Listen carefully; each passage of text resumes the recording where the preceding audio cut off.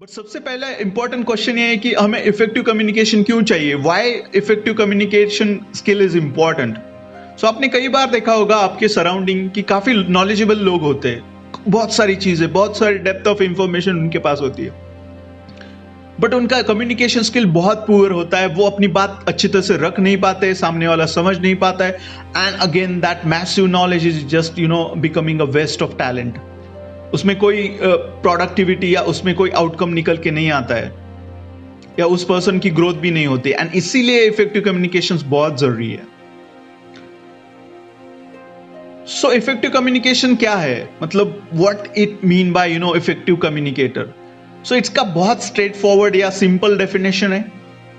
You to be a effective communication और to be have effective communicator, आप एक active listener हो जो सामने वाले की बात अच्छी तरह से सुनते हो, and you express your intentions and feeling very clearly in terms of word that can easily understand by the people surrounded to you.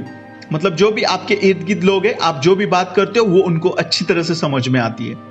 That's it, बहुत सिंपल डेफिनेशन है, कोई कॉम्प्लिकेशन नहीं है। अब नेक्स्ट हम वो बात करते हैं कि कौन से वो 4 नेसेसरी स्किल सेट्स है जो आपको एक इफेक्टिव कम्युनिकेटर बनाती है।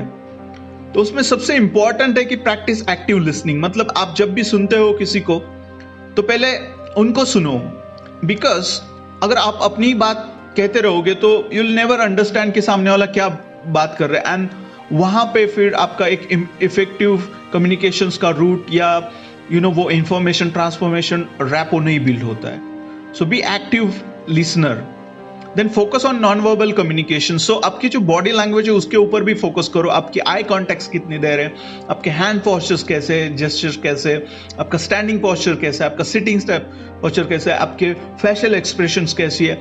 सो दिस बॉडी कम्युनिकेशन और body language is also very important. Third is manage your own emotions. तो आपके इमोशंस जो भी है, don't be having a very strong emotion जो आपकी कम्युनिकेशन में इंटरप्शन लाए या आपकी कम्युनिकेशन को हावी करे। बिकॉज काफी बार हमने देखा है कि ये लोग है इमोशंस के थ्रू बोलने जाते हैं, बात करने जाते हैं, एंड वो अच्छी तरह से अपनी बात ही नहीं लोगों के सामने रख पाते। तो manage your own emotions. Fourth one is ask for feedback. तो आपकी जो कलीग है, सबऑर्डिनेट से पूछिए कि मैं कैसे कम्युनिकेट कर रहा हूँ, कहाँ पे प्रॉब्लम है, कहाँ से इंप्रूवमेंट कर सकता हूँ, and again that genuine feedback you can work on और आपका जो कम्युनिकेशन स्किल है उसको एक नेक्स्ट स्टेप के ऊपर लेके जा सकते हो। फिफ्थ है प्रैक्टिस पब्लिक स्पीकिंग।